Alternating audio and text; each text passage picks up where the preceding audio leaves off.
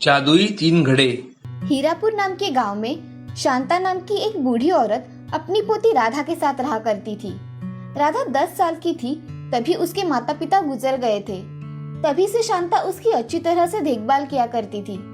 शांता की उम्र बढ़ जाने के कारण उससे अब ज्यादा काम नहीं होता था। फिर भी अपनी पोती के पढ़ाई के लिए शांता काम किया करती थी। एक दिन शांता राधा से, राधा थोड़ा पानी तो लाना।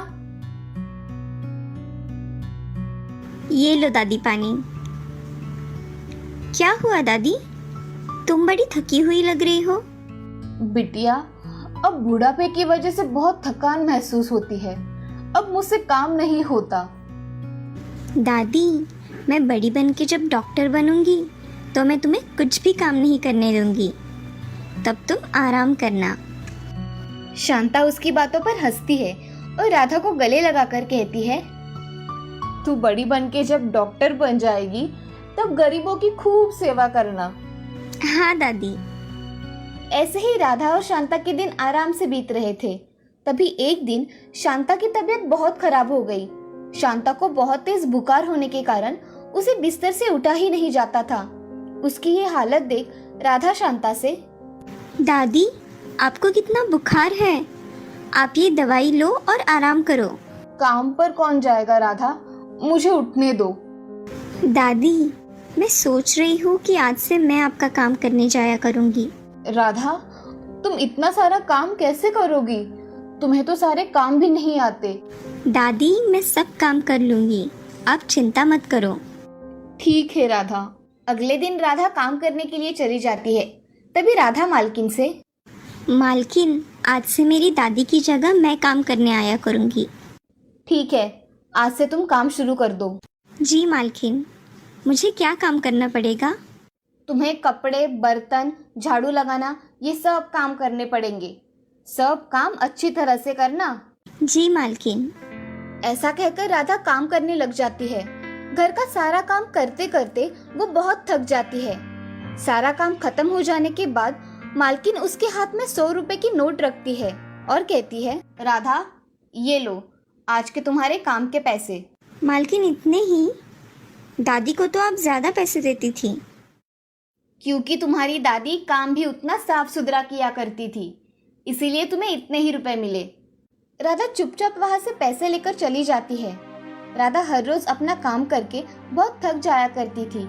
थकावट की वजह से राधा की पढ़ाई भी नहीं हुआ करती थी। ये सब देख दादी बहुत दुखी होती थी। एक दिन राधा काम खत्म करके घर जा रही थी। तभी उसे चक्कर आने की वजह से राधा एक पेड़ के नीचे बैठ गई। उस रास्ते से बहुत लोग आ जा रहे थे। एक बूढ़ा आदमी उसके पास आकर राधा से पूछता है, क्या हुआ बेटी, तुम्हारी तबीयत तो ठीक है ना? तुम अकेली इस पेड़ के नीचे बैठी हो? राधा उस बूढ़े आदमी को देखकर कहती है, मैं ठीक हूँ बाबा, थोड़ी चक्कर आ रही थी इसीलिए मैं यहाँ बैठ गई। बूढ़े आदमी ने अपने पास के घड़े से थोड़ा पानी राधा को पीने के लिए दिया। राधा ने घड़े में से पानी पी लिया और उसे कहने लगी, धन्यवाद बाबा, अब मुझे अच्छा लग रहा है। बेटी, ये घड़ा तुम रख लो, ये तुम्हारी बहुत सहायता करेगा। ये घड़ा मेरी क्या सहायता करेगा बाबा? बेटी, ये घड़ा कोई साधारण घड़ा नहीं है, ये एक जादुई घड़ा है। इससे तुम जो भी मांगोगी वो तुम्हें मिल जाएगा। क्या ये घड़ा सच में जादुई है? हाँ बेटी, इस घड़े से तुम जो भी मांगोगी वो तुम्हें मिल जाएगा। ठीक है बेटी, अब मैं चलता हूँ, तुम इस घड़े को संभाल कर रखना। धन्यवाद बाबा। ऐसा कहकर बूढ़ा आदमी वहाँ से चला जाता है और राधा घड़ा लेकर अपने घर चली आती है। घर आते ही राधा दादी को घड़ा दिखाती है और उससे कहती है कि, दादी, मुझे रास्ते में एक बूढ़े बाबा मिले थे, उन्होंने ये घड़ा दिया है। ये घड़ा जादुई है, इससे मैं जो भी मांगूंगी वो मुझे मिल जाएगा। राधा, सच में ये घड़ा जादुई है? हाँ दादी, चलो मैं इससे कुछ मांग कर देखती हूँ। ऐसा कहकर राधा उस घड़े से खाना मांगती है। हे जादुई घड़े, मुझे मेरे लिए और मेरी दादी के लिए खाना चाहिए। ऐसा कहते ही राधा के सामने खाने के पकवान थालियों में सज कर आ जाते हैं। उन्हें देख राधा और दादी बहुत खुश हो जाते हैं। उस दिन राधा और दादी भर पेट खाना खाते हैं। और रात के समय उस घड़े के पास राधा जाकर, हे जादुई घड़े, मुझे इस जादुई घड़े जैसे और 2 जादुई घड़े चाहिए जो हमारी इच्छा पूरी करे। ऐसा कहकर राधा सो जाती है। सुबह उठकर राधा जब देखती है तो उसके सामने जादू के 3 घड़े थे। एक घड़े में सोना, दूसरे घड़े में चांदी के सिक्के और तीसरा घड़ा मोतियों से भरा हुआ था। ये सब देख राधा बहुत खुश हो जाती है और उस दिन से राधा ने बाहर काम करना छोड़ दिया। अपनी दादी के साथ राधा अब खुशी खुशी रहा करती थी। राधा अब पढ़ाई बहुत मन लगाकर किया करती थी और गरीबों की सहायता भी किया करती थी। इस कहानी से हमें ये सीख मिलती है कि जिंदगी में कितनी भी कठिन परिस्थिति क्यों ना आए, हमें उस परिस्थिति का डटकर सामना करना चाहिए। श्यामपुर नाम के नगर में रमा नाम की एक औरत रहा करती थी। वो बहुत ही दयालु किस्म की थी। उसके पड़ोस में सुधा नाम की औरत रहा करती थी। उसका स्वभाव भी बहुत सरल था। उन दोनों में गहरी दोस्ती थी। वो दोनों कुछ न कुछ कारण से एक दूसरे से मिला करती थी। वो एक दूसरे से बहुत अच्छा व्यवहार किया करती थी। बाजार में अगर जाना हो तो दोनों साथ में ही जाया करती थी। दोनों एक दूसरे की अच्छी सहेलियां थी। रमा का पति सुमेध बैंक में मैनेजर था और सुधा का पति संदीप एक प्राइवेट कंपनी में मैनेजर की पोस्ट पर था। दोनों भी अच्छे पड़ोसी थे। एक दिन रमा सुधा से, सुधा कहाँ हो? मैं यहाँ हूँ रमा, क्या कह रही हो? सुधा, मैं बाजार जाने वाली हूँ, तुम भी मेरे साथ बाजार आओगी? रमा, मुझे भी थोड़ी सब्जियाँ लानी है, मैं भी आऊँगी तुम्हारे साथ। कब जाना है? शाम के समय बाजार जाकर आएंगे। ठीक है। चलो फिर मैं चलती हूँ, शाम को मिलते हैं। ऐसा कहकर रमा अपने घर चली जाती है और सुधा अपना काम करने में व्यस्त हो जाती है। अब शाम को दोनों भी साथ में बाजार चली जाती है और दोनों सब्जियां खरीदकर घर चली आती है। अब एक दिन सुधा की बच्ची श्वेता को बहुत तेज बुखार आता है तो सुधा उसे अस्पताल में लेकर चली जाती है। अस्पताल में जाते ही श्वेता का इलाज शुरू हो जाता है। सुधा डॉक्टर से, डॉक्टर साहब, मेरी बच्ची को क्या हुआ है? इसे इतना तेज बुखार क्यों आया है? जरा देखिए ना। मुझे चेक करने दीजिए। डॉक्टर श्वेता को चेक करते हैं और बताते हैं कि मैडम, इसे तेज बुखार होने के कारण हमें इसे एडमिट करना पड़ेगा, तभी हम इसका अच्छे से इलाज कर पाएंगे और इनकी तबीयत में सुधार ला पाएंगे। ठीक है डॉक्टर, मैं इसे एडमिट करवा देती हूँ। ऐसा कहकर सुधा श्वेता को एडमिट करवा देती है और बाहर अपने पति के साथ इंतजार करती है। अब कुछ समय में रमा भी सुधा की बच्ची को देखने चली आती है। तभी रमा सुधा से, सुधा, अब कैसी तबीयत है श्वेता की? मुझे जैसे ही पता चला मैं यहाँ चली आई। रमा, डॉक्टर ने कहा है कि उसे एडमिट करवा दीजिए, तभी उसके तबीयत में सुधार आ जाएगा। श्वेता को अब एडमिट करवाया है तो तुम यहीं रुको, मैं तुम दोनों का टिफिन लेकर आती हूँ। अरे रमा, रहने दो, मैं घर आकर बनवा लूँगी। अरे मैं अभी थोड़ी देर में बनवा के लाती हूँ, तुम यहीं रुको श्वेता के साथ। ठीक है। ऐसा कहकर रमा घर चली जाती है। घर जाते ही रमा टिफिन बनाना शुरू कर देती है। थोड़ी ही देर में वो खाना बनाकर तैयार कर लेती है और अपने पति के साथ टिफिन भिजवा देती है और वो घर के काम करने में व्यस्त हो जाती है। तभी उसे पता चलता है कि उसके घर में सब्जियां ही नहीं है। वो बाजार जाकर सब्जियां लेने चली जाती है। तभी बाजार में एक बूढ़ी औरत मटर बेच रही थी। वो बूढ़ी औरत, मटर ले लो मटर। बेटी, ताज़े मटर है, तुम ले लोगी तो मेरे सारे मटर खत्म हो जाएंगे। माँ जी, मुझे 1 किलो मटर दे दीजिए। अभी देती हूँ। ऐसा कहकर बूढ़ी औरत रमा को 1 किलो मटर नाप के देती है। रमा मटर और कुछ सब्जियां लेकर घर चली आती है। तभी रमा सारी सब्जियां तोड़ने लगती है। थोड़ी देर बाद रमा मटर छीलने बैठ जाती है। तभी वो देखती है कि उसके मटर के दाने पीले पीले दिखाई दे रहे हैं।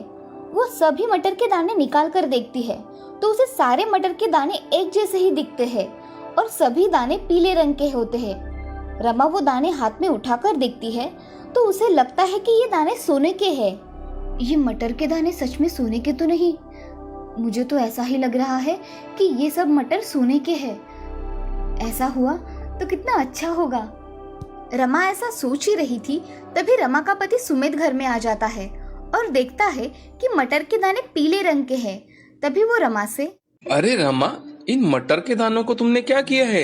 ये ऐसे क्यों दिख रहे हैं? मैंने इन्हें कुछ नहीं किया है। ये सोने के मटर के दाने हैं जो कि मुझे एक बूढ़ी औरत ने दिए हैं। क्या तुम सच कह रही हो? ये सोने के दाने हैं, मुझे देखने दो। ऐसा कहकर सुमित वो मटर के दाने देखता है और बोलता है कि रमा, सच में ये सोने के दाने हैं। ये मिलने की वजह से हमारी किस्मत चमक उठी है। ये अब मैं अलमारी में रख देता हूँ। ऐसा कहकर सुमित सारे मटर के दाने अलमारी में रख देता है। अब ये खबर सारे गांव में पहुंच गई थी कि रमा को बाजार में एक बूढ़ी औरत ने सोने के मटर बेचे। अब सभी लोग बाजार में जाकर सोने के मटर मिलते हैं क्या देख रहे थे, मगर उन्हें किसी को भी सोने के मटर नहीं मिलते। उसी बीच सुधा की बच्ची की तबीयत और ज्यादा बिगड़ जाती है। अब सुधा को हर रोज ढेर सारे पैसे लग रहे थे। एक दिन सुधा रमा से, अरे रमा, श्वेता को बहुत पैसे लग रहे हैं। मैं इतने पैसों का इंतज़ाम कहाँ से करूँ? ये भी पैसों का देख रहे हैं मगर कुछ नहीं हो रहा।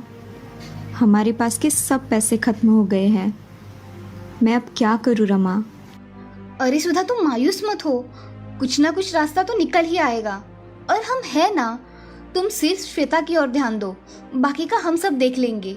रमा सोच में डूब जाती है और उसे एक रास्ता मिल जाता है। वो घर आकर सुमित से पूछती है कि अजी, मैं सोच रही थी कि अगर हम सुधा बहन को थोड़ी मदद कर दे तो अच्छा होगा। उसे पैसों की बहुत जरूरत है। अरे तुम सही कह रही हो, मगर हम इतने पैसे कहाँ से लाए? हमारे पास इतने पैसे नहीं है। अजी, मेरा ऐसा विचार है कि हम हमारे पास के थोड़े सोने के मटर अगर सुधा को दे दे तो उसकी मदद हो जाएगी।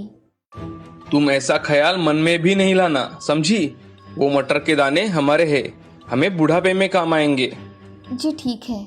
ऐसा कहकर रमा अपना काम करने चली जाती है, मगर उसके मन में सुधा को मदद करने की चाह थी। रमा मन ही मन कुछ सोचने लगती है। तभी उसके दिमाग में एक अच्छी कल्पना आती है।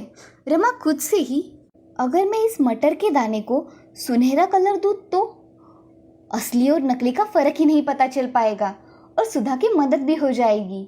ऐसा मन में सोचकर रमा बाजार चली जाती है और वहां से कलर खरीद लाती है।